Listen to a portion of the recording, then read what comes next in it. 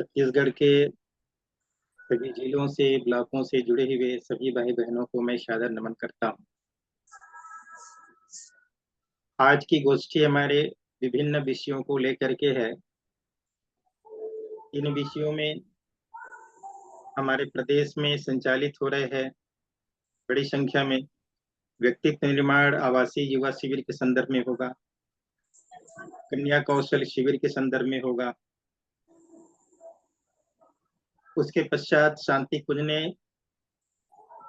एक पर्यावरण की दृष्टिकोण से एक अभियान को बृहद रूप में शुभारंभ करने का निर्देश दिया है, खासकर छत्तीसगढ़ के लिए। उस विषय पर विस्तार से चर्चा होगा। इसके पश्चात अभी 23 मई को गृह गृह गायत्री यज्ञ अभियान पूरे देश भर में विश्व स्तर पर व्यापक रूप से संचालित होने जा रहा है। उसके संदर्भ में विस्तृत चर्चाएं होंगी। उसके पश्चात 31 मई को तंबाकू निषेध दिवस है।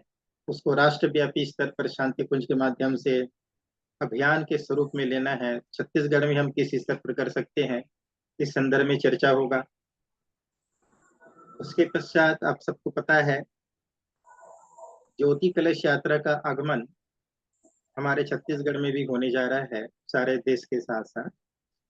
ज्योति कलश यात्रा के संदर्भ में हमारी क्या भूमिका होगी, वो यात्रा कब से आरंभ होगी, कब तक चलेगी, उस यात्रा में करना क्या है, यात्रा के पूर्व हमें कैसी तैयारी करनी है, इन विषयों पे चर्चा होगी। और उसके पश्चात अभी 13 से 15 मई तक शांति कुंज द्वारा बाल संस्कार शाला के आचार्यों का ऑनलाइन प्रशिक्षण शुभारंभ होने जा रहा है, तो उस संदर्भ में भी व्यापक चर्चाएं होंगी। इसके अतिरिक्त अन्य विषय जो उपस्थित हमारे भाई बहन हैं वो सुझाएंगे, इन पर भी चर्चा होगी। तो आइए बिंदुवार हम एक एक विषयों को लेकर चर्चा करते हैं, जिससे कि समय सीमा पर हम सबकी चर्चाएं हो सके। भाइयों बहनों, छत्तीसगढ़ के लिए यह सौभाग्य रहता है कि प्रत्येक वर्ष ग्रीष्मकालीन के समय में जब स्कूल कॉलेज की छुट्टियां होती हैं, तब बड़े पैमाने पर व्यक्तित्व निर्माण आवासीय युवा शिविर का क्रम निर्धारित होता है। इस वर्ष भी लगभग 27 स्थानों पर यह शिविर संपन्न होने जा रहे हैं। कुछ जगह शुरुआत हो चुका है, कुछ जगह चल रही है। अब ये 15 जून तक के लगभग चलेगा। इस संदर्भ में ध्यान देने वाली कुछ बातें हैं। पहली बात तो ये कि जितने भी इसमें आयोजकगण जुड़े हों, चाहे हमारे टोली के भाई बहन जुड़े हों, चाहे सामान्य परिजन जुड़े हों, सबके लिए हम निवेदन करेंगे कि आप शिविर का आयोजन कहीं भी कर रहे हो, ये मान करके चलिए कि वह शिविर आपके यहाँ पर बहुत मुश्किल से हो रहा है। बहुत मुश्किल का मतलब ये है कि बड़ी तैयारियां लगती हैं उसके लिए। आप पहली बार कर रहे हैं तो, चाहे दूसरी बार तीसरी बार कर रहे हैं तो, औपचारिकता लेकर के ना चलें। इसके पहले की बार गोष्ठी में मैंने जिक्र किया था कि किसी भी कार्य को आपकी जितनी क्षमता है और जितनी दक्षता है, उसको 100% लगाने का प्रयास कीजिए। उस पे आप सफल कितना होते हैं इस बात को भूल जाइए, लेकिन अपनी तरफ से हम 100% लगाएं। 6 दिन का यह शिविर 108 कुंडी गायत्री महायज्ञ से कम महत्व का नहीं है। आपकी मेहनत भी वैसे ही लगता है, आयोजक गणों का आपका श्रम साधन पुरुषार्थ उतना ही लगता है, और हमारे जो भी प्रशिक्षक भाई बन जाते हैं उनका भी 8 दिन का समय लगता है। तो हमारा निवेदन इतना ही रहेगा कि जो भी शिविर आयोजक भाई बहन हैं, ये उस शिविर को बेहतर से बेहतर बनाने का प्रयास करें। तो इसके लिए क्या करें, इसके लिए थोड़ा मेहनत करें। आप शिविर में पहले पंजीयन अवश्य करवाएं बच्चों का। ये बातें इसके पहले भी कही जा चुकी हैं और मार्गदर्शिका पुस्तक में भी इसका उल्लेख है। फिर भी हम दोबारा इसलिए कर रहे हैं कि कुछ नई जगहों पर भी शिविर इस बार आयोजित हो रहे हैं, बहुत नए जगहों पर। वो नए जगहों के शिविर आयोजक भाई तक ये संदेश आप सब अवश्य पहुंचाएं कि वो मेहनत बराबर करें, पंजीयन करवाएं, युवाओं का पंजीयन करवाएं और सुनिश्चित करें उसमें से परिपक्व स्तर के युवा हों, अधिक समझदार तरीके के युवा हों, केवल हम संख्या बढ़ाने के लिए उसको उद्देश्य पूर्ति आंकड़ा को न करें। आपकी शिविर की सार्थकता तभी सिद्ध होगा जब उसमें योग्य युवा आप शामिल करेंगे। तो योग्य की परिभाषा आप स्वयं देखेंगे, कौन से युवा को आप प्रशिक्षण देंगे तो वह आपके क्षेत्रों में सहयोगी भी बन सकते हैं, अन्यथा उनके जीवन में सुधार भी आ सकता है। बहुत सारी बातें, इस बात को बहुत ही गंभीरता से आयोजक गण को समझने की और हमारे प्रशिक्षकों द्वारा समझाने की आवश्यकता है। तो हम प्रशिक्षकों आज इसलिए जोड़ के भी रखे हैं कि हमारा दायित्व सिर्फ इतना ही नहीं है कि जिस तारीख को जहाँ शिविर हुआ हो हम चले गए और अपने विषय लेकर के आ गए। हमारा दायित्व ये भी बनता है कि जहां तक आपका संपर्क होता है आयोजकों के साथ, तो जाने के पहले उनको भरपूर आप तैयारी भी करवाइए। प्रयास के क्रम को भी आप करवाते रहिए, जानकारी लेते रहिए किस प्रकार की आपकी व्यवस्था बन रही है, कैसे आप बच्चों को पंजीयन करवा पा रहे हैं, नहीं करवा रहे हैं। इन सारी बातों को आप विस्तार से आयोजकों के साथ करते रहिए। तो आयोजकों के साथ आपका वैसे भी आत्मिक संबंध बन जाएगा, जैसे अपरिचित भी नहीं लगेंगे। तो एक निवेदन तो शिविर के संदर्भ में ये। दूसरी बात ये है कि इस बार के हमारे विषयों में कुछ नए विषय शामिल किए गए। इन नए विषयों को सारे हमारे प्रशिक्षक की टोली के भाई बहन अवश्य ध्यान में रखेंगे। यदि हमारे टोली के नायक भाई हैं, वो अपने सारे सदस्यों को पहले से अवगत करा दें कि इस बार हमारा कौन कौन सा नए विषय है। जैसे एक संक्षिप्त हवन विधि का एक नया विषय जो ये हवन विधि का पुस्तक पर्याप्त मात्रा में शिवरात्रियों के पास पहुंचे, ये आयोजकों को पहले से आग्रह करना है। और हवन विधि हम क्यों सिखाने जा रहे हैं ये भी आपको बताना है। एक दिन में एक कक्षा में यह विधि कोई नहीं सीख पाएगा, लेकिन यह एक संकेत रहेगा कि इस प्रकार से आपको संक्षिप्त हवन कराने की विधि सीखनी है। और इसको सीखने के लिए आज हमने एक संकेत बताया है। जितने भाई बहन उस शिविर में शामिल हो रहे हैं और जितने भी रुचि प्रदर्शित करेंगे, इन सारे युवाओं का व्हाट्सएप ग्रुप बनाएंगे और इनको ऑनलाइन प्रशिक्षण प्रदान करने की जिम्मेदारी या तो वहां के आयोजक उठा लें या तो हमारे प्रशिक्षक भाई बहन उठा लें। आयोजक उठा लें, ज्यादा सुविधा रहेगा, तो हमारे प्रशिक्षक भाई बहनों के ऊपर बहुत जगह शिविर करने का दबाव रहता है। तो हम चाहेंगे कि आयोजक में से ही कोई भाई बहन हमारे युवा भाई बहनों को प्रशिक्षण प्रदान करेंगे आगे चलकर। तो ये नया विषय है, इसमें सभी हमारे प्रशिक्षार्थी भाई बहनों को अवगत होना चाहिए। दूसरा, कुरीति उन्मूलन के तहत एक नया विषय शामिल हुआ है। व्यसन मुक्ति के कक्षा में हम केवल व्यसन मुक्ति के ही बारे में बता पाते हैं। कुरीति उन्मूलन के संदर्भ में इस बार व्यापक विषय रखा गया है। तो इस विषय की भी जानकारी हमारे प्रशिक्षक भाई बहनों को होनी चाहिए। ये दूसरी बात हो गया। तीसरी बात, इस बार एक रचनात्मक अभियान शुभारंभ करने की योजना बनी है, वो है ग्राम तीर्थ परिव्रज्या। इस ग्राम तीर्थ परिव्रज्या में हमारे जिस क्षेत्र में शिविर संपादित हो रहा है उस क्षेत्र के हमारे वरिष्ठ कार्यकर्तागण, युवा कार्यकर्तागण भी शामिल होंगे। और साथ में ऐसे भाई बहन जो 2-3 दिन का अतिरिक्त समय ग्राम परिव्रज्या के लिए दे सकते। इन विषयों को आप शिविर संचालित होने के समय में ही बताते रहिएगा, उनको प्रेरित करते रहिएगा कि ग्राम तीर्थ परिव्रज्या हम क्यों करवा रहे हैं और इससे उन युवा भाई बहनों को क्या लाभ होगा। आप उन्हें बताइएगा कि जिस प्रकार से मेडिकल के छात्र या विश्वविद्यालय में पढ़ने वाले छात्र छात्राएं पढ़ाई करते हैं और उसके बाद फिर इंटर्नशिप के लिए कुछ महीने के लिए देश से बाहर अलग अलग कोने पे भेजा जाता है। मेडिकल के छात्रों को भी साल भर का इंटर्नशिप कराया जाता है, उनके जीवन का एक नया अनुभव मिलता है। ठीक इसी प्रकार से 5 दिन आपने सैद्धांतिक विषयों की पढ़ाई की है, आप 2 दिन 3 दिन और समय दे दें, क्षेत्रों में आप जाएंगे, तो इससे आपको अपने जीवन का भी अनुभव मिलेगा, सामाजिक जीवन का अनुभव मिलेगा और आपके व्यक्तित्व परिष्कार में मदद करेगा। तो इस प्रकार उनके भीतर आप भाव पैदा कीजिएगा जिससे कि वो तैयार हो सके। आप तैयार होंगे तो बच्चे अपने घर संपर्क करेंगे, संपर्क करके अपने अभिभावकों को बुलाएंगे और अभिभावक भी उनके साथ हो जाएं, अति उत्तम है। जो अभिभावक कार्यकर्ता नहीं है, परिजन नहीं है, अब वो कैसे करें? वो विश्वास करें हमारे अपने कार्यकर्ताओं के ऊपर, जिनके भरोसे वो शिविर में आए हुए हैं।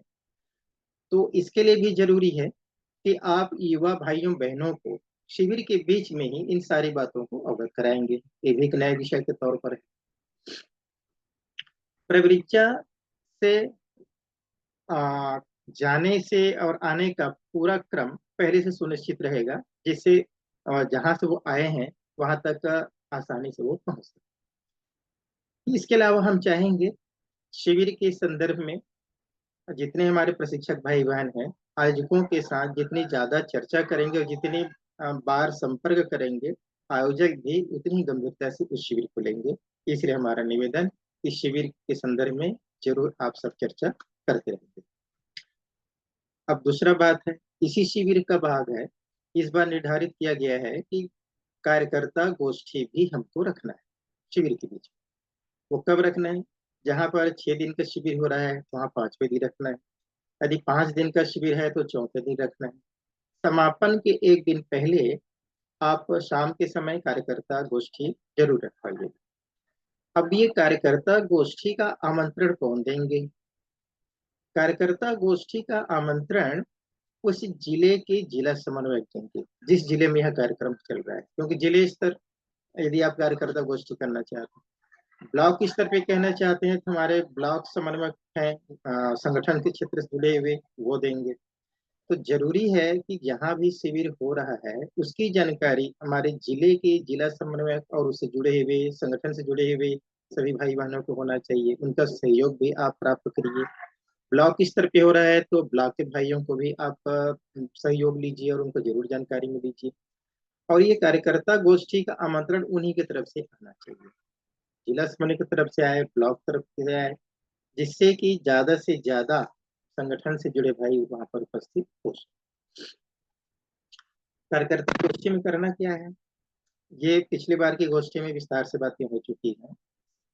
उद्देश्य सिर्फ इतना ही है कि कार्यकर्ता गोष्ठी में कार्यकर्ताओं को ये आभास कराना है कि जिन क्षेत्रों से आपके कार्यकर्ता युवा भाई बहन यहाँ पहुंचे हैं शिविर में, इनको पोषित करने की जिम्मेदारी उस क्षेत्र के कार्यकर्ताओं की है। तो शिविर की अनुयाज प्रक्रिया को कार्यकर्ताओं की जिम्मेदारी में विस्तृत रूप से व्याख्या करना है। कार्यकर्ता गोष्ठी का मुख्य तो उद्देश्य, पहला शिविर की अनुयाज प्रक्रिया और दूसरा ग्राम तीर्थ प्रवृत्तियां। शिविर की अनुयाज प्रक्रिया के तहत अनुयाज प्रक्रिया के तहत ये है, इस शिविर के दौरान में जितने हमारे युवा भाई बहन दीक्षा लिए हैं, बाल संस्कार शाला चलाने के लिए संकल्पित हुए, अथवा ग्राम तीर्थ परिव्रज्य में जाने के लिए तैयार हुए, इसका मतलब है कि उन बच्चों में कुछ अतिरिक्त रुचियां हैं, अतिरिक्त प्रतिभाएं हैं।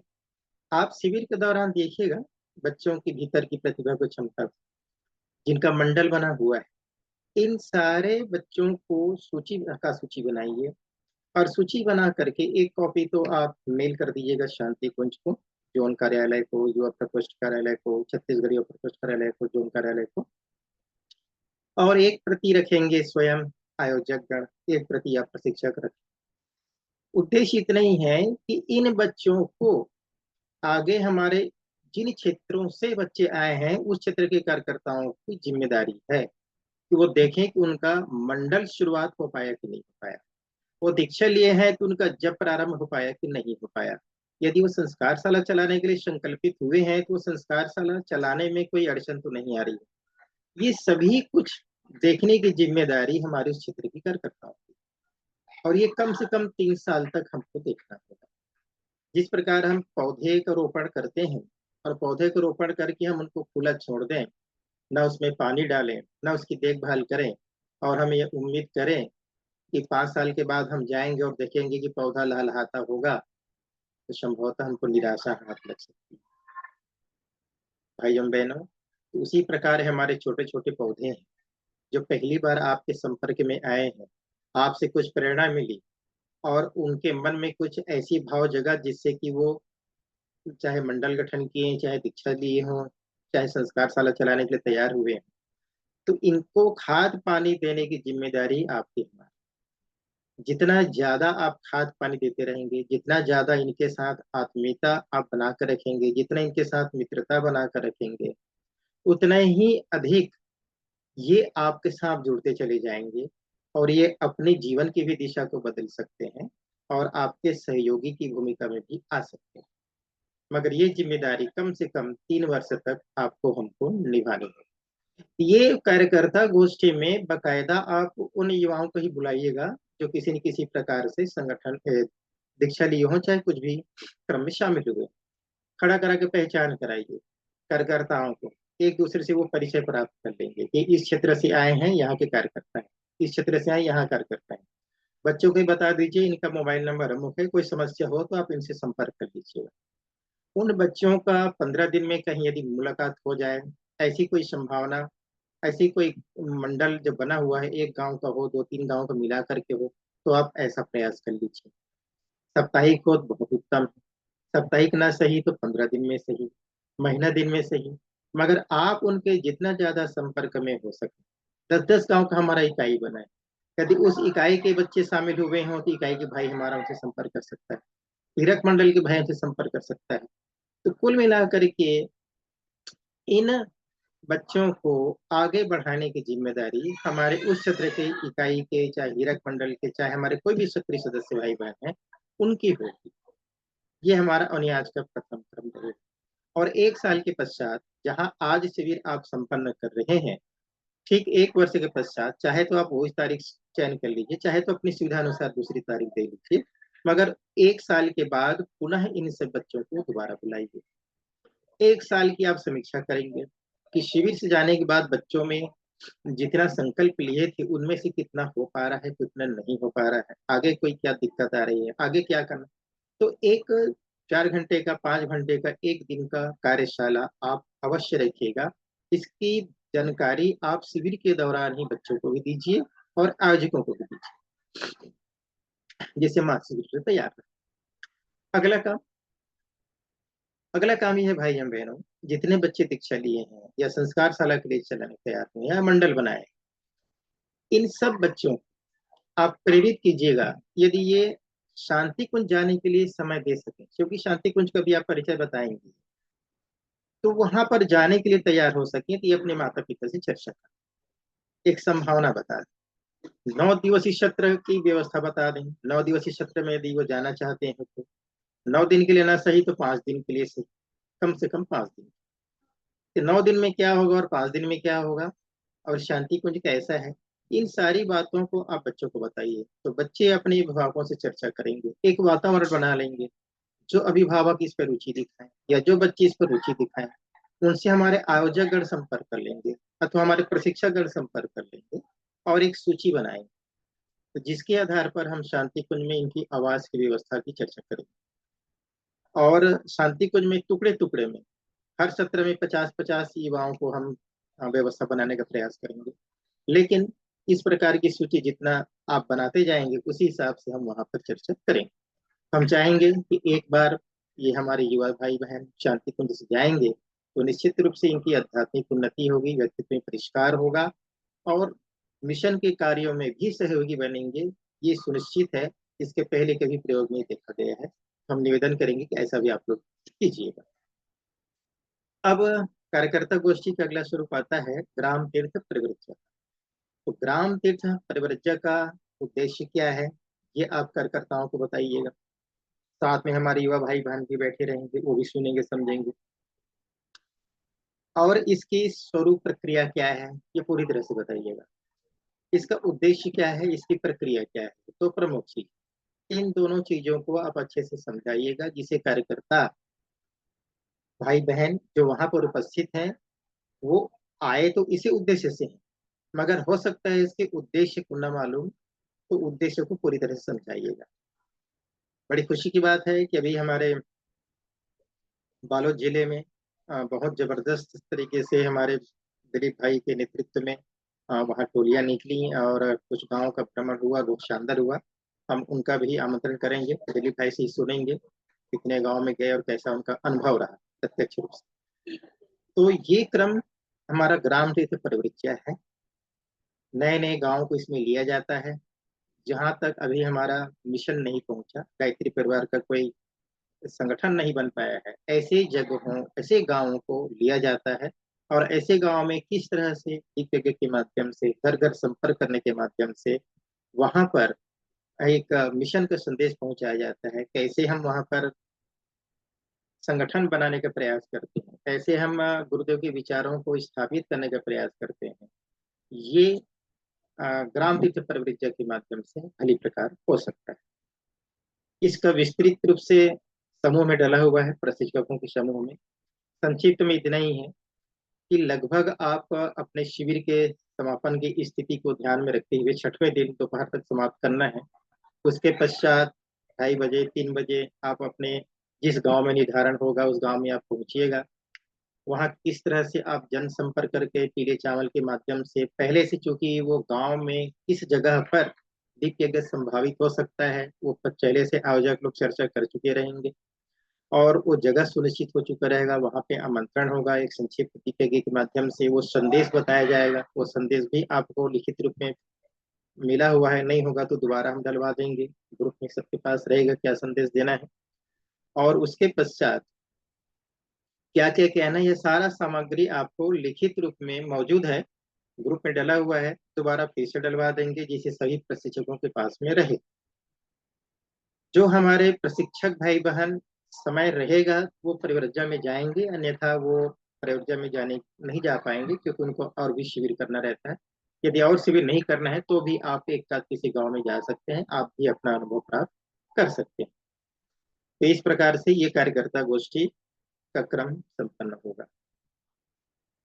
उसके पश्चात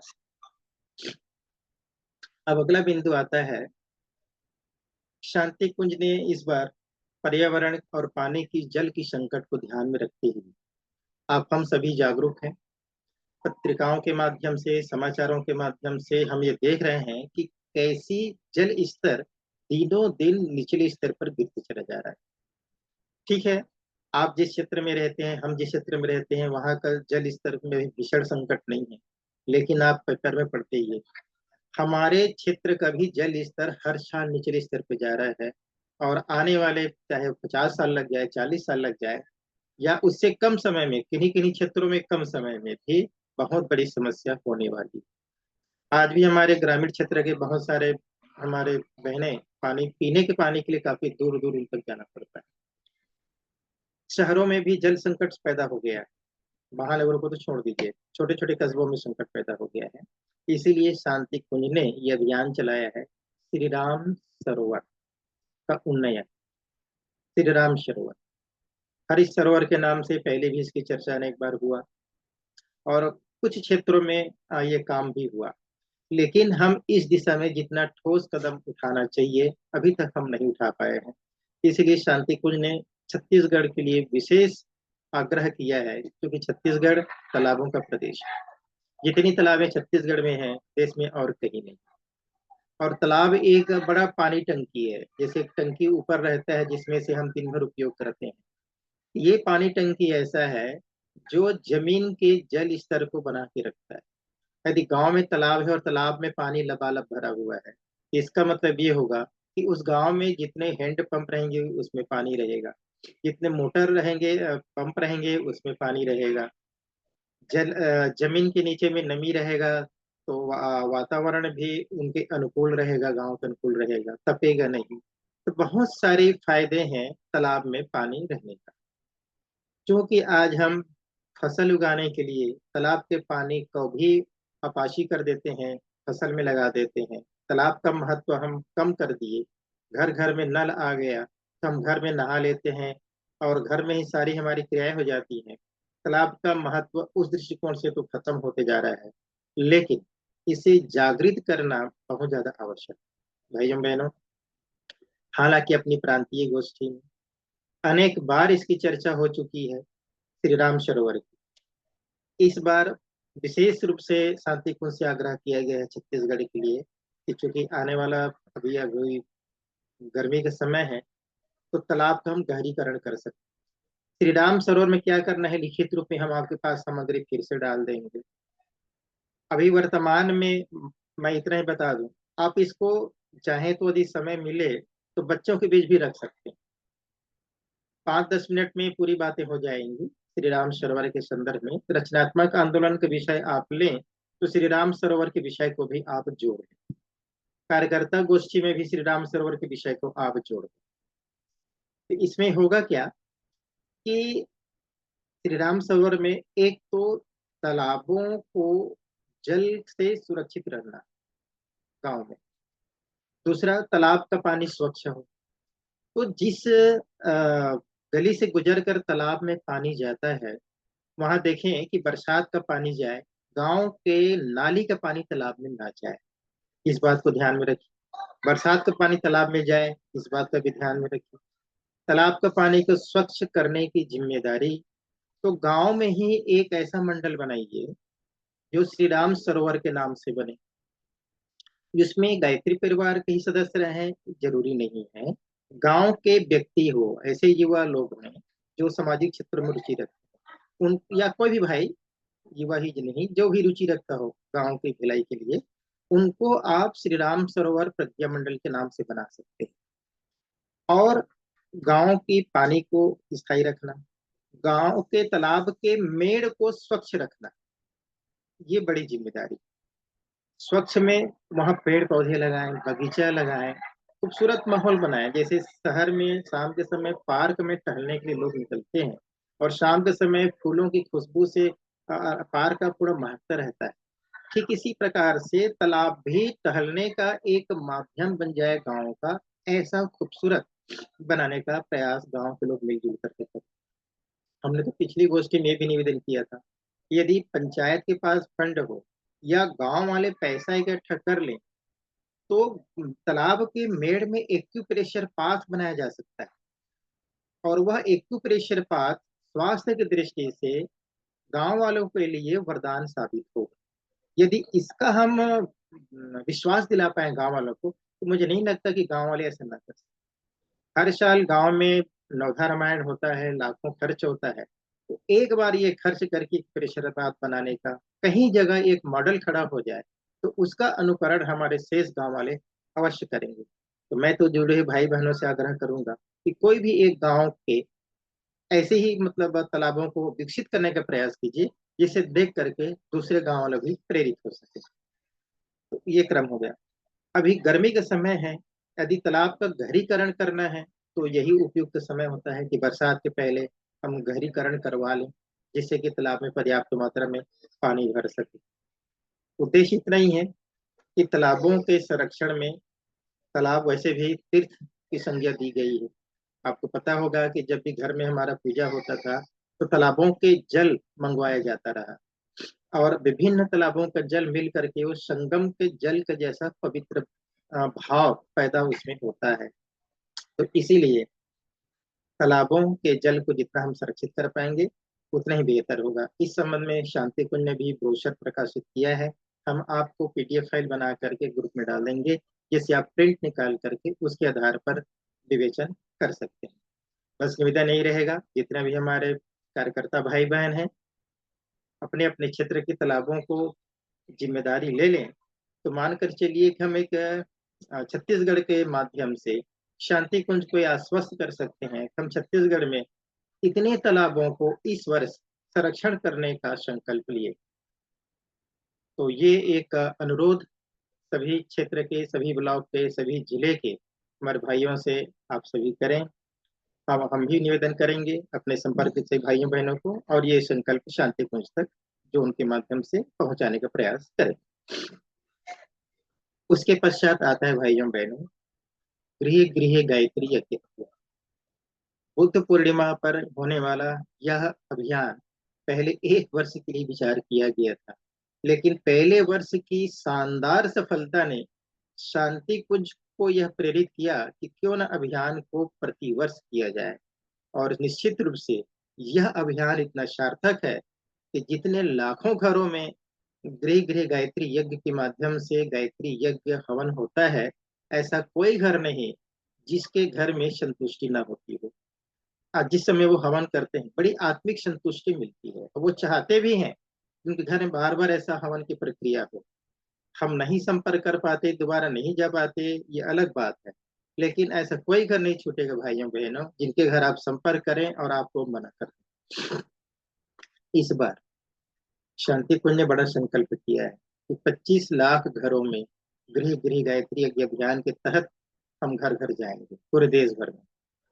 2 मई को छत्तीसगढ़ रायपुर में आदर्श दीदी के नेतृत्व में जोन की बैठक हुआ। उसमें संकल्प लिया गया कि छत्तीसगढ़ में कम से कम 2 लाख घरों में हम इस अभियान को पूरा करेंगे। तो उस 2 लाख में प्रत्येक जिले की, प्रत्येक ब्लॉक की, प्रत्येक कार्यकर्ता की जिम्मेदारी होनी चाहिए।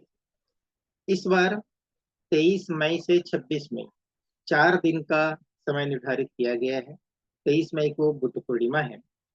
उस दिन अवकाश तो मिलता है शासकीय तौर पर, मगर किन्हीं को यदि अवकाश न मिले और अवकाश मिले भी तो आप उसको 4 दिन तक रविवार तक बढ़ा सकते हैं। आप अपनी सुविधानुसार दिन भर कर सकते हैं, समय की कोई पाबंदी नहीं है। दिन भर आप शाम तक का हवन कर सकते हैं। और इस 4 दिन में कितने घरों तक आप पहुंचे ये प्रयास आप जरूर। तो उसके पहले क्या करना होगा? यदि आप चाहते हैं कि आप 500 घर में पहुंचे, तो 500 घर में एक व्यक्ति यदि एक दिन में 2 घर जाता है तो 4 दिन में 8 घर जाएगा। तो उसके अनुपात में कर्मकांड कराने वाले हमारे परिवारजन भाई बहन चाहिए। उनको प्रशिक्षित करने की जिम्मेदारी हम आप सकते हैं कि वो एक संक्षिप्त हवन विधि की प्रक्रिया को सीख। इसीलिए जहां जहां हमारे युवा शिविर अभी संपन्न हो रहे हैं, कन्या कौशल शिविर संपन्न हो रहे हैं, उसमें भी हमने यही निवेदन किया है कि सरल संक्षिप्त हवन विधि उनको बच्चों को भी सिखा दें। और एक दिन में तो नहीं सीखेंगे, मगर ऑनलाइन उनको जोड़ करके 23 मई के पहले उनको इतना प्रशिक्षित कर दें कि वह सरल गायत्री विधि संपन्न करा सकें किसी के घर। तो आपको बड़ी संख्या में युवा भाई बहन भी उपलब्ध हो जाए। उसके अलावा अभी जोन के माध्यम से भी प्रशिक्षण क्रम चल ही रहा है। आप अपने माध्यम से भी जिस जिस क्षेत्र में आप हैं उस क्षेत्र में भी लगातार प्रशिक्षण का क्रम चलाते रहिए। अपने युवा प्रकोष्ठ के माध्यम से भी पिछले अनेक बार हमने कर्मकांड का विस्तृत प्रशिक्षण चलाया है।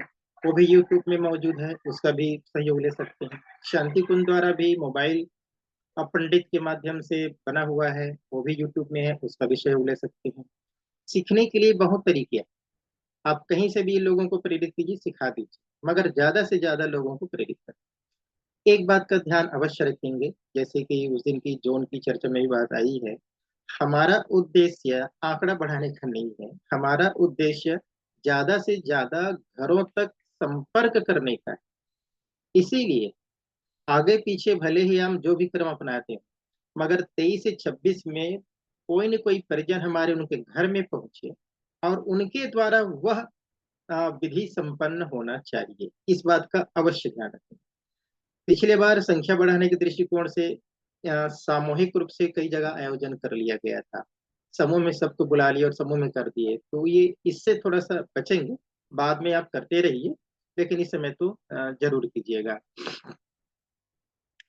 अगली बात, गृह गृह यात्री यज्ञ अभियान का उद्देश्य साल में केवल एक बार संपन्न करने के बाद दोबारा संपर्क करने का नहीं। हमें साल भर में और उनसे दोबारा तिबारा जितने बार हम संपर्क कर सकें उतने ही ज्यादा हमारे लिए फायदेमंद रहेगा। अभियान का उद्देश्य वही है कि उस नए घर को मिशन की विचारधारा से जोड़ें। तो एक दिन के यज्ञ करने से वह विचारधारा से प्रेरित होगा, शुरुआत होगा, परिचय प्राप्त करेगा। लेकिन आप उनके घर के बच्चों के जन्मदिन कराने के बहाने से, उनके विवाह दिवस बनाने के बहाने से, कोई न कोई संस्कार के माध्यम से उनके घरों में बार बार पहुंचने का प्रयास कीजिए। उनको अपने नजदीक प्रज्ञापीठ, शक्तिपीठ या ऐसी समर्थ शाखाएं जहां पर हवन होता है वहां आमंत्रित करने का प्रयास कीजिए। उनको जोड़ कर रखिए, किसी न किसी माध्यम से जोड़ कर रखिए। ये उद्देश्य है गृह गृह यज्ञ का। केवल हवन कराना मात्र उद्देश्य नहीं है। हवन के माध्यम से लोगों को गुरुदेव के विचारों तक पहुंचाने का हमारा उद्देश्य है। इस उद्देश्य की प्राप्ति के लिए लगातार संपर्क बनाकर रखें। भाइयों बहनों, मान करके चलिए, यदि हमने किसी एक परिवार की जीवन शैली को बदलने में भूमिका निभाई दिशा तो बदलते हैं गुरु सत्ता। मान कोई किसी व्यक्ति में ताकत नहीं रहता किसी की दिशा को बदल दे, लेकिन उसमें हमने यदि माध्यम बना और कोई एक परिवार सही दिशा में आ गया, तो मानकर चलिए कि हमारा जीवन सफल। इसीलिए इस बात को बहुत ही गंभीरता से लेंगे और हर परिजन कम से कम 1 वर्ष तक नियमित रूप से उस घर के साथ संबंध बनाकर रखेंगे। ये हमारा गृह गृह गायत्री का उद्देश्य है। और क्या करेंगे? आपके पास गायत्री मंत्र की पुस्तिका हो, मंत्र लेखन कॉपी हो, कम से कम वो ले जाइए। चालीसा ले जाइए। पुरानी अखंड ज्योति युग निर्माण योजना ले जाइए। उनको बताइए ये हमारा पत्रिका है। यदि वो तैयार होते हैं तो आप उनको सदस्य बना लीजिए, अन्यथा उस पत्रिका को छोड़ दीजिए, पढ़ने के लिए दे दीजिए। भले ही दोबारा आप जाएं, पुरानी पत्रिका है, छोड़ देंगे तो कोई हर्ज की बात नहीं। और वो सदस्य बनते हैं तो अच्छी बात, नहीं तो कुछ न कुछ दिन बाद वो जरूर आपके सदस्य अवश्य बन जाए। गायत्री मंत्र गायत्री चालीसा से क्या फायदा होगा, ये आप हवन करते समय जरूर बता दीजिए। समय लग जाए कोई बात नहीं, आधा घंटे घर में लग जाए, 40 मिनट लग जाए, कोई बात नहीं। हमने पहले ही बताया, ज्यादा से ज्यादा घरों में करने का लक्ष्य जरूर बनाइए, मगर एन केन प्रकार हम निपटा करके चले जाए, ये कभी ना सोचिए। तो ये हमारा गृह गृह गायत्री का उद्देश्य पूरा होगा। जैसा कि अभी हम कह ही रहे हैं कि ज्यादा से ज्यादा लोगों को प्रशिक्षित करने का, सरल गायत्री हवन विधि का जोन के माध्यम से भी प्रशिक्षण अभी चल ही रहा है, 12 तारीख तक चलेगा। उसके बाद भी लगातार ये क्रम चलता रहेगा। हम अपने आईडी के माध्यम से भी लगातार अभी चलाते रहेंगे। जितने भी जिनके पास भी आईडी है क्षेत्रों में, वो ऑनलाइन अपने अपने क्षेत्रों में यह लगातार प्रशिक्षण देते रहें, जिससे ज्यादा से ज्यादा घरों में हम कर सकें। भाइयों बहनों, इसके पश्चात हम चाहेंगे कि आप साथ में देव स्थापना का चित्र भी लेकर के जाएं, जिनके आप हवन कर रहे हैं। उनके यहाँ यदि वो सहमत होते हैं, तैयार होते हैं, तो लगे हाथ आप देव स्थापना भी करवा दीजिए। सारा सामग्री आपके साथ रहे और सामने वाले की रुचि को ध्यान में रखते हुए आप केवल अपनी उसका उद्देश्य बताते रहिएगा, और जहां जहां वो सहमत हो जाए वो काम कराते रहिएगा। मानकर चलिएगा कि बड़ा अभियान में हमारी भूमिका सुनिश्चित हो गई। उसके पश्चात अब आते हैं 31 मई के कार्यक्रम का, क्योंकि भी शांति कुंज द्वारा घोषित एक बड़ा अभियान है। विश्व तंबाकू निषेध दिवस है, और तंबाकू नशीले पदार्थों में सबसे ज्यादा व्यापक उपयोग होने वाला। शराब तो है ही है, मगर शराब से ज्यादा तंबाकू का उपयोग अनेक मात्रा में होता है, अनेक पदार्थों में होता है, नशे के रूप में जो उपयोग करते हैं। एक प्रकार से तंबाकू का नाम जरूर दिया गया है, मगर यह नशा निवारण दिवस मानकर चलिए 31 मई अंतर्राष्ट्रीय स्तर पर। और इस बार आप सब जानते ही हैं, शांति कुंज और केंद्र सरकार मिल करके नशा मुक्त भारत अभियान चला है। इस नशा मुक्त भारत अभियान में गायत्री परिवार की भूमिका क्या होगी ये बताने की आवश्यकता नहीं, क्योंकि सबसे बड़ी भूमिका तो गायत्री परिवार की ही है। और गायत्री परिवार में छत्तीसगढ़ की भूमिका आज से ही नहीं, हम 15 वर्षों से व्यसन मुक्ति अभियान चला रहे हैं, लगातार चलाते जा रहे हैं। इसको नए स्वरूप में 31 तारीख को व्यापक रूप से प्रत्येक जगह पे, जिले स्तर पे हो, ब्लॉक स्तर पे हो, शाखा स्तर पे हो, मंडल स्तर पे, जहां जहां जिसकी उपस्थिति है, हम इसको व्यापक रूप से संपन्न करें। यह शांति कुंज का निर्देश है, शांति कुंज का मार्गदर्शन है, क्योंकि इस पर आदरणीय चिन्मय भैया जी की विशेष दृष्टि है।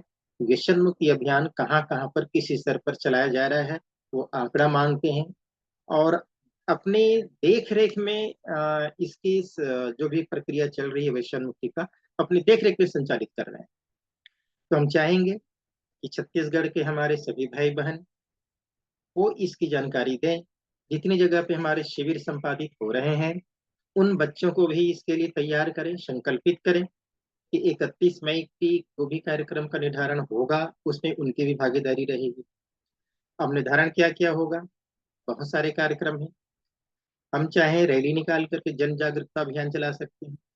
व्यसन मुक्ति का एक पॉम्पलेट आप प्रिंट करा लीजिए। सामग्री आपके पास नहीं होगा तो हम प्रेषित कर देंगे सबको, पीडीएफ फाइल बना बना करके ग्रुप में डालते जाएंगे। सभी ग्रुप में डालेंगे, छत्तीसगढ़ के जितने भी ग्रुप में सभी चला जाए। अन्यथा शांतिकुंज से भी सीधे आप मंगा सकते हैं। व्यसन मुक्ति पॉम्पलेट ज्यादा से ज्यादा घरों तक पहुंचे, ये अभियान है।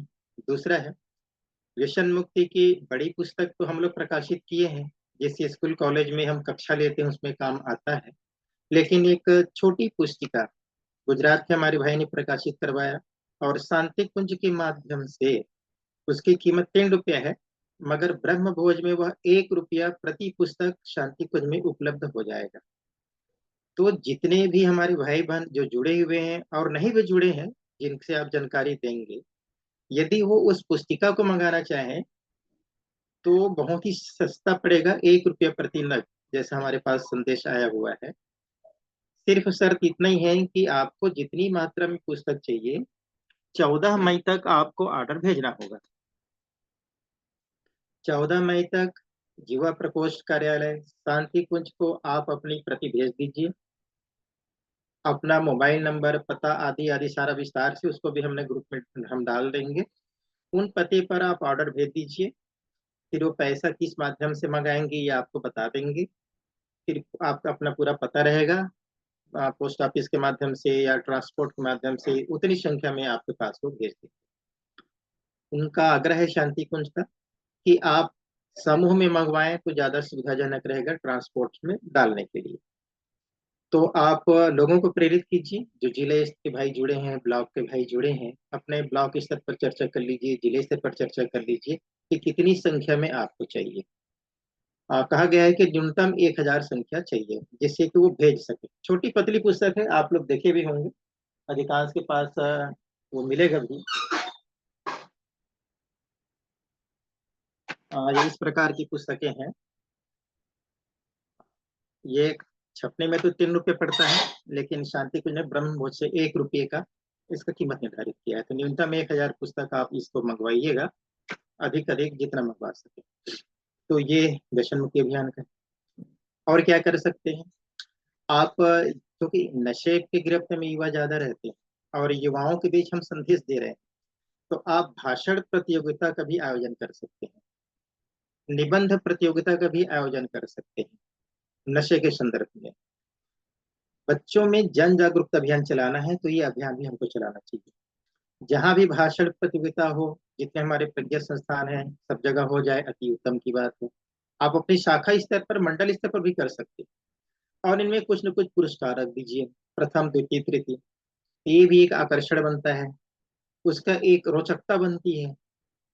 तो भाषण प्रतियोगिता और निबंध प्रतियोगिता, वाद विवाद प्रतियोगिता, कुछ भी हो, आप अपने तरीके से सोच सकते हैं कि जागरूकता अभियान चलाने के लिए क्या क्या किया जा सकता है। आप सभी स्वतंत्र हैं, तरीका कुछ भी अपना लीजिए। सिर्फ हमारा उद्देश्य है कि उस दिन व्यापक रूप से पूरे छत्तीसगढ़ के गायत्री परिवार के सभी परिजन, सभी भाई बहन, चाहे किसी भी उम्र के हो, इस नशे के खिलाफ इतना जबरदस्त अभियान चला दें कि सामान्य जनता को लगे कि आज कुछ खास दिन, कुछ विशेष दिन। आप व्यापक प्रचार भी कीजिए, मीडिया के माध्यम से प्रचार भी कीजिए, अखबार के माध्यम से कीजिए, सोशल मीडिया से भी कीजिए। अन्य लोगों को यह महसूस होना चाहिए कि गायत्री परिवार यह अभियान कितने सशक्त रूप में संचालित करने जा रहा है। तो 31 मई विश्व तंबाकू दिवस, इसको आप जरूर मनाएंगे। इसके पश्चात एक महत्वपूर्ण अभियान जो 2026 तक का चलेगा, आप सबको संभव पता चलेगा कि यह अभियान ज्योति कलश यात्रा का रहेगा। ज्योति कलश यात्रा विजन 2026 को लेकर हम सब विगत अनेक वर्षों से काम कर रहे हैं। मातृ श्रद्धांजलि वर्ष को ध्यान में रखकर हमारी बहनें अलग से काम कर रही हैं, हमारे युवाएं काम कर रहे हैं, हमारे वरिष्ठ काम कर रहे हैं। सभी मिल करके इस ज्योति कलश यात्रा को कैसे हम सार्थक बना सकें, इस पर चिंतन करने की आवश्यकता है। कलश यात्रा तो आएगी अक्टूबर में, अक्टूबर 2024 से प्रारंभ होगा, दिसंबर 2025 तक चलेगा। बीच के 2 महीने बरसात को छोड़ दें तो लगभग 13-14 महीने का क्रम बनेगा। तो रथ तो आएगी, उस समय तो आएगी, लेकिन रथ के आने के पहले, ज्योति कलश यात्रा के पहले हमको क्या करना है, और ज्योति कलश यात्रा का आखिर उद्देश्य है क्या, इस बात को समझने की आवश्यकता है। भाइयों बहनों, ज्योति कलश यात्रा का उद्देश्य है कि जितने हमारी प्रज्ञापीठ, शक्तिपीठ, चरणपीठ, या जो भी प्रज्ञा संस्थान है, जो सुप्त अवस्था में होंगे, शिथिल अवस्था में होंगे, उन सभी को जागृत करने की जिम्मेदारी हम सब पर है। शिकायत करने की, कोई समस्या बताने की बजाय उसका समाधान तलाश। यदि कहीं शिथिलता है, कहीं कोई कमजोरियां हैं, तो वह अपना गुरुद्वारा है, और उसको जीवंत और जागृत बनाने में हमारी क्या भूमिका हो सकती है, ये भूमिका संपादित करने की जिम्मेदारी हमारी। ठीक है, कहीं पर कोई समस्या है उसको रहने दीजिए, कहीं पर कोई दिक्कत है उसको रहने दीजिए, उसके बावजूद भी हम उस प्रज्ञा संस्थान के लिए हम क्या कर सकते हैं जिससे जीवंत बन सके, जागृत बनाया जा सके। अपनी भूमिका सुनिश्चित करने का काम हमको निभाना। और जब हम एक अकेले भाई या बहन काम शुरू करेंगे तो निश्चित रूप से और सहयोगी आएंगे। आप उदाहरण के लिए किसी संस्थान को आप स्वच्छता अभियान स्वच्छ करने का प्रयास करेंगे, कोई मना करेगा? बिल्कुल नहीं करेगा। आप उस शक्तिपीठ में कोई संस्कार करवाना चाहेंगे, अपने मोहल्ले के किसी भाई बहन को लेकर के जाएंगे, कोई शक्तिपीठ मना करेगा? बिल्कुल नहीं करेगा। आप पर्यावरण की दृष्टि से कुछ चर्चा करना चाहेंगे, कुछ गोष्ठी रखना चाहेंगे, कोई कार्यशाला करना चाहेंगे, कोई मना करेगा? बिल्कुल नहीं करेगा। तो हम ये चाहेंगे कि ऐसे अभियान जिससे शक्तिपीठ जीवंत बन सके, जागृत बन सके, और ऐसे अभियान जो सुगमता से वहां से संचालित हो सके, आपके संसाधन से, आपकी प्रतिभा से, आपकी क्षमता से ऐसा कोई अभियान चलाया जा सके, तो आप उसकी योजना बनाइए और उसको जीवंत और जागृत बनाने का प्रयास कीजिए। दूसरा, जितने हमारे युवा मंडल हैं, प्रज्ञा मंडल है, महिला मंडल है, इनको जीवंत और जागृत बनाना है। आप अपने क्षेत्र में रहते हैं, आप खुद देख लीजिए, आप ब्लॉक में है, जिले में है, क्षेत्र में है, आपके इसके पहले मंडल बने हुए हैं, किसी प्रकार का मंडल बना हुआ है, यदि वो सुप्त अवस्था में आ गया है तो उसको जागृत करने की जिम्मेदारी हमारी। कैसे जागृत करेंगे, इसका भी लगातार आपको बताया जा रहा है। और आज संक्षिप्त हम इतना ही बता दें कि सबसे पहले आप उन मंडलों में प्रयास कीजिए कि वो साप्ताहिक बैठक आयोजित कर सके, चाहे 1 घंटे के लिए। बार बार मिलने से गलत फहमियां भी दूर होती हैं, और मन में कोई प्रकार का विकार आता है वो भी दूर हो जाता है। तो ये बार बार मिले, समय के अनुकूल उनका कार्यक्रम प्रज्ञा मंडल कैसे संचालित हो, ये यूट्यूब में भी है। आदरणीय केपी दुबे जी ने बहुत ही शानदार मार्गदर्शन दिया है। आदरणीय हमारी कुंती दीदी ने बहुत शानदार मार्गदर्शन दिया है। तो यूट्यूब में सारे सामग्री पर्याप्त मात्रा में, आपको हम वह लिंक दोबारा दे देंगे, जिससे कि आप युवा मंडलों को, महिला मंडलों को, प्रज्ञा मंडलों को कैसे सक्रिय बनाएं, इसका पूरा विधि विधान दिया गया है। ये जिम्मेदारी लेने के काम हमारा इकाई के भाई ले लें, हीरक मंडल के भाई ले लें। इकाई मतलब 10 गांव के जिन भाइयों को जिम्मेदारी है। हीरक मंडल में 10 से ज्यादा गांव आते हैं, 25 गांव, 30 गांव का एक हीरक मंडल बना हुआ है। ये हमारे भाई जिम्मेदारी ले ले कि हम 10 गांव के भीतर अपने मंडल को जीवित और जागृत बनाएंगे। यदि 10 गांव के भीतर के मंडल जागृत नहीं है तो पड़ोस का मंडल उसको जागृत करने की भूमिका निभाए, ब्लॉक के भाई उसकी भूमिका निभाए। ये हमारा दूसरा उद्देश्य। तीसरा उद्देश्य है इस यात्रा का, ज्योति कलश यात्रा। आदरणीय चिन्मय भैया जी जब इसका उद्बोधन दे रहे थे तो उन्होंने कहा कि ज्योति को घर घर पहुंचाना, गांव गांव पहुंचाना। तो ज्योति को घर घर पहुंचाने का मतलब स्थूल रूप की ज्योति की बात नहीं कही गई है कि शांति कुंज में अखंड दीपक जल रहा है, उससे एक दीपक जला लें और उसको घर घर दिया दिखा दें, ऐसा उद्देश्य नहीं। ज्योति का मतलब है प्रकाश, और प्रकाश का मतलब है ज्ञान का प्रकाश, विचारों का प्रकाश, जिसको विचार क्रांति अभियान कहते हैं। शांति कुंज की अपेक्षा है कि घर घर में शांति गुरुदेव द्वारा लिखित साहित्यों को पहुंचा दें, उसी को ज्योति पहुंचाना, उसी को प्रकाश पहुंचाना कहें। इसीलिए रथ यात्रा के साथ साथ एक गाड़ी साहित्य की भी चलेगी।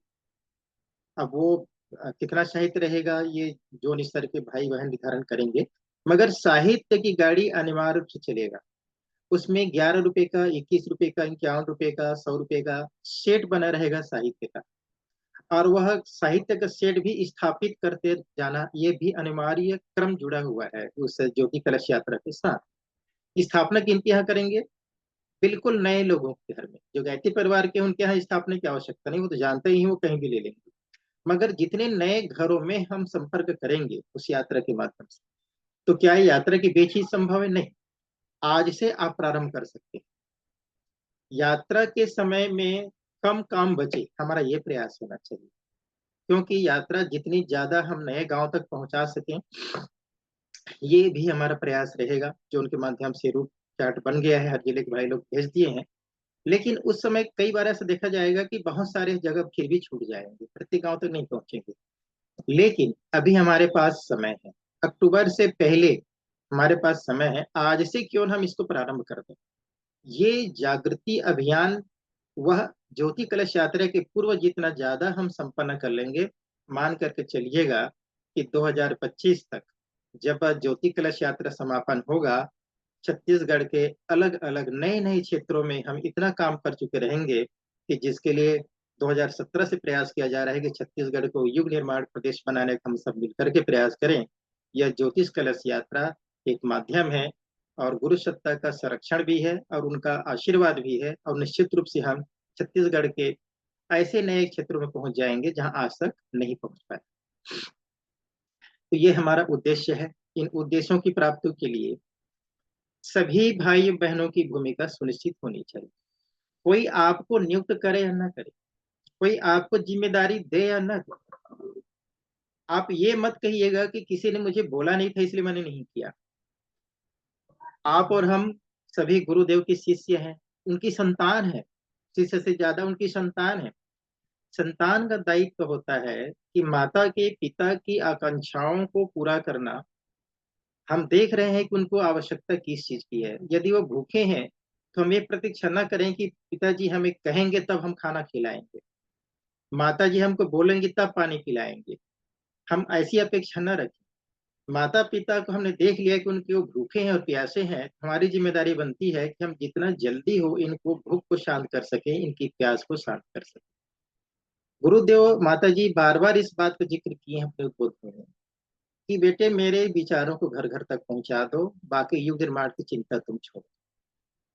तो ये घर घर पहुंचाने वाला दायित्व प्रत्येक भाई और बहन व्यक्तिगत रूप से अपनी जिम्मेदारी में, सामूहिक रूप से अपनी जिम्मेदारी में, जहां वो रहते हैं आसपास इसका प्रयास करें। व्यक्तिगत स्तर पर, सामूहिक स्तर पर आपका दो चार लोग मिल करके प्रयास करें, जो मंडल बन उस स्तर पर प्रयास करें। लेकिन आप ऐसा कदापि नहीं करेंगे कि हमें तो कोई सहयोगी नहीं मिला इसलिए हम कुछ कर ना पाए। ये शब्द कृपा करके मत कहिएगा, ये आपके लिए अभिशाप हो जाएगा। क्योंकि आप सारा काम करते हैं, नौकरी कर लेते हैं, व्यवसाय कर लेते हैं, बहनें हैं तो घर का काम कर लेती हैं और सब काम कर लेती हैं। हम गुरु और माता और पिता के लिए इतना काम नहीं कर पाए। तो कदापि ये कोई ना कहे कि मैं अकेला था इसलिए नहीं कर पाया। आप दो घर में जा सकते हैं, चार घर में जा सकते हैं, पांच घर में जा सकते हैं।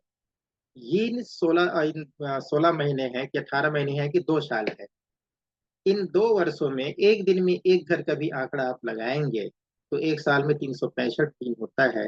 365 घरों में हम जा सकते हैं। तो भाई हम बहनों, हम चाहेंगे, निवेदन चाहेंगे कि सभी भाई बहन ज्योति कलश यात्रा के पहले ही ये सर्क पूरा कर ले। कहीं ऐसा ना हो कि हम अक्टूबर महीने की प्रतीक्षा करें कि ज्योति कलश यात्रा आएगा तो कलश की हम पूजन करेंगे और उसको धन्य हो जाएंगे। इससे कितना धन्य होंगे मुझे नहीं पता, लेकिन उसके पहले यदि हमारा काम इतना हम कर लेते हैं तो निश्चित रूप से उस कलश का दर्शन आप कर पाए या ना कर पाए, मगर आपका हमारा जीवन धन्य अवश्य हो जाएगा। ये एक संक्षिप्त जानकारी है। बाकी इसका ब्रोशर भी, पीडीएफ हम आपके पास भेज देंगे। जो जन जागरण अभियान चलाना है उसकी कार्य योजना का स्वरूप, उसका उद्देश्य आदि आदि और व्यापक रूप से है। 16 अप्रैल के प्रज्ञा अभियान में भी प्रकाशित है, वहां से भी आप ले सकते हैं। अन्य इसके आपको फोल्डर भी मिल जाएगा पीडीएफ फाइल के रूप में, वो भी आप ले सकते हैं। मगर मोटा मोटा हमने उद्देश्य इसका बताने का आपको प्रयास किया। अब एक अंतिम बात, उसके बाद फिर हम आपकी बात लेंगे। अभी 13 से 15 मई को शांति कुंज के माध्यम से बाल संस्कार शाला के आचार्यों का ऑनलाइन प्रशिक्षण होगा। 13 से 15 मई, शाम 7 बजे से 8:30 बजे तक का। वो भी लिंक हमने अपने ग्रुप में भेज दिया है। आप उसको अपने अपने स्थानीय ग्रुप समूहों में प्रेषित कर दीजिए, जिसे प्रांत के सभी क्षेत्रों में चला जाए। जो भाई बहन आज बाल संस्कार शाला संचालित करते हैं उनको अनिवार्य रूप से जुड़ने हेतु निवेदन कीजिए। जो संस्कारशाला संचालित करना चाहते हैं वो भी अनिवार्य रूप से जुड़े। दूसरी बात हम कहना चाहेंगे कि जो भी संस्कारशाला संचालित कर रहे हैं हमारे प्रदेश में और जिनका पंजीयन शांति कुंज में नहीं हो पाया है, वो अवश्य पंजीयन करा लें, क्योंकि हमने सूची देखा है तो सूची में संख्या कम छत्तीसगढ़ का, जबकि संचालन ज्यादा स्थानों पे हो रहा है। शायद जानकारी नहीं मिल पाया होगा, तो अब निवेदन ये रहेगा, इसकी जानकारी अभी 13 से 15 के बीच भी आपको दी जाएगी।